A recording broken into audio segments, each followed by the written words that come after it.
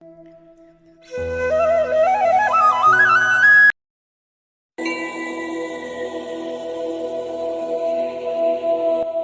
कैसे हैं दोस्तों।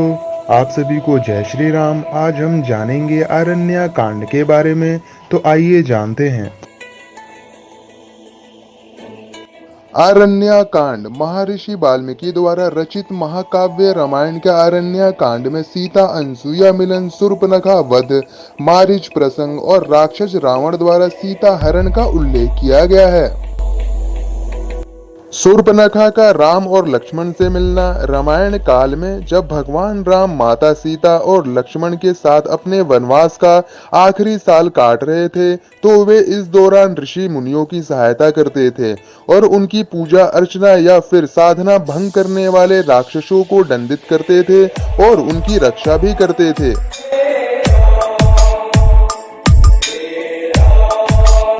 प्रभु राम एक जगह से दूसरे स्थान पर भ्रमण करते थे।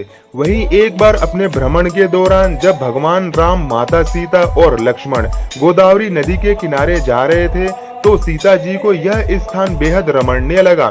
आपको बता दें कि इस जगह का नाम था पंचवटी। जिसके बाद भगवान राम ने माता सीता की भावनाओं को समझते हुए वनवास का शेष समय पंचवटी में ही बिताने का फैसला किया और फिर तीनों अपनी एक छोटी सी कुटिया बनाकर रहने लगे।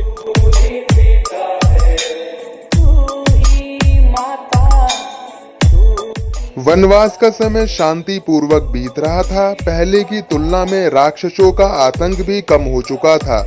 वहीं इसी दौरान राक्षस कन्या शूर्पणखा वन भ्रमण के लिए निकली, जहां उन्होंने पहले राम को देखा और वे उनके रंग रूप से इतनी आकर्षित हुई कि वह उनसे विवाह करना चाहती थी।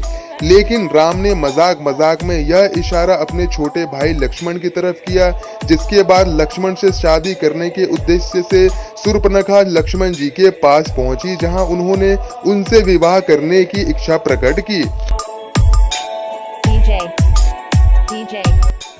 तब लक्ष्मण जी ने कहा कि मैं तो अपने भैया राम और अपनी भाभी सीता का दासी हूँ। अगर तुम मुझसे शादी करोगी तो तुम्हें भी दासी बनकर रहना होगा।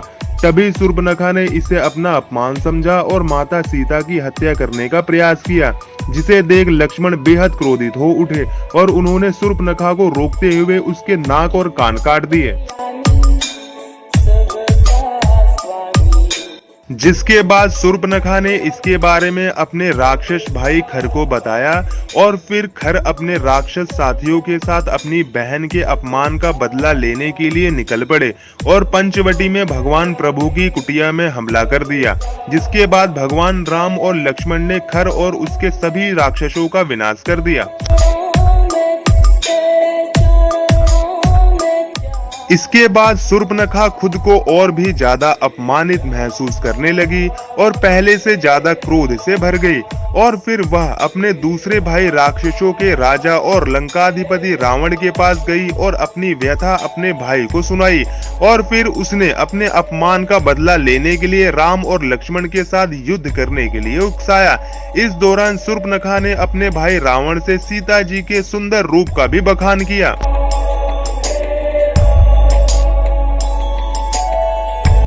माता सीता के अपहरण की कथा।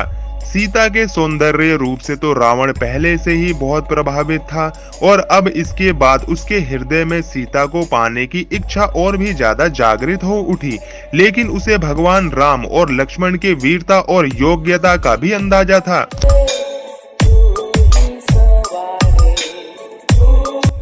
इसीलिए वह इसके लिए राक्षस मारीच के पास गया। आपको बता दें कि मारीच ने तप द्वारा कुछ ऐसी शक्तियां प्राप्त कर ली थी जिससे वह कोई भी रूप धारण कर सकता था।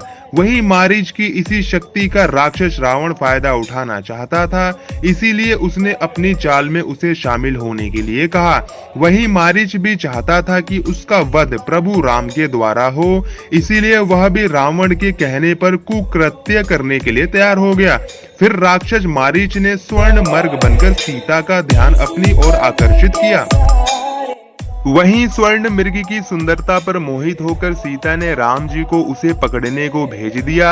अपनी पत्नी सीता की इच्छा को पूरा करने के लिए प्रभु राम उस स्वर्ण मृग के पीछे जंगल की ओर चले गए। प्रभु राम तो अंतर्यामी थे, इसलिए माता सीता की रक्षा के लिए अपने भाई लक्ष्मण को छोड़ गए।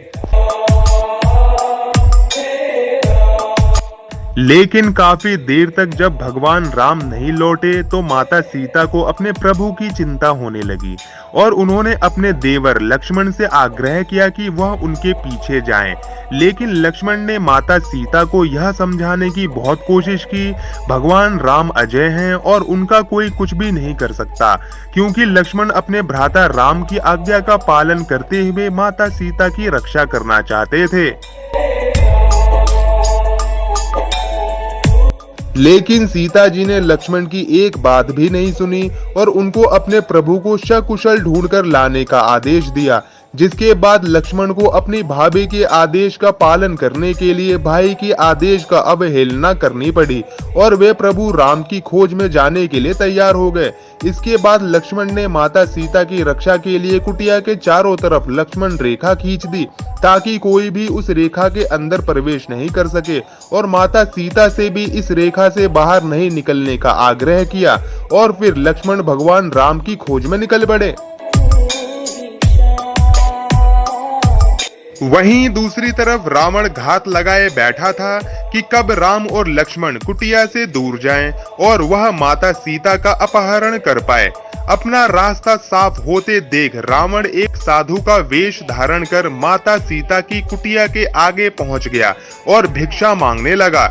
वही माता सीता भी उसकी कुटिलता को नहीं समझ सकी और उसके ही भ्रम जाल में फंसकर उन्होंने लक्ष्मण रेखा के बाहर कदम रख दिया, जिसके बाद रावण माता सीता को बलपूर्वक खींचता हुआ अपने पुष्पक विमान में बैठाकर लंका की तरफ प्रस्थान कर गया और इस तरह माता सीता का हरण हो गया।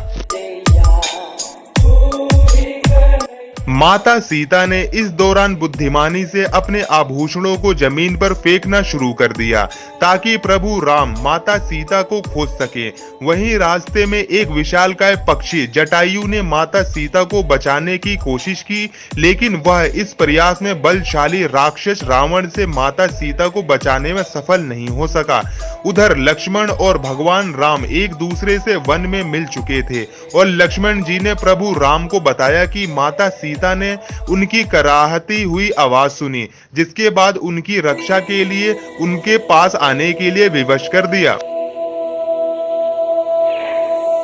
इससे भगवान राम समझ गए कि यह किसी असुर शक्ति का मायाजाल है और सीता जी किसी कठोर संकट में हैं। जिसके बाद दोनों माता सीता की खोज करते हुए जटायु से मिले। तब उन्हें पता चला कि उनकी पत्नी सीता को लंकाधिपति रावण उठाकर ले गया है और फिर दोनों भाई सीता को बचाने के लिए निकल पड़े। वहीं इसी दौरान उनकी मुलाकात राक्षस कम्बंध और परम तपस्वी साध्वी सबरी से भी हुई। उन दोनों ने उन्हें सुग्रीव और हनुमान तक पहुंचाया और सुग्रीव से मित्रता करने का सुझाव दिया। तो दोस्तों, ये था आरण्य कांड भाग 3 और अब हम भाग 4 में जानेंगे किष्किंधा कांड। तो बने रहिए SS द रियल फैक्ट्स के साथ।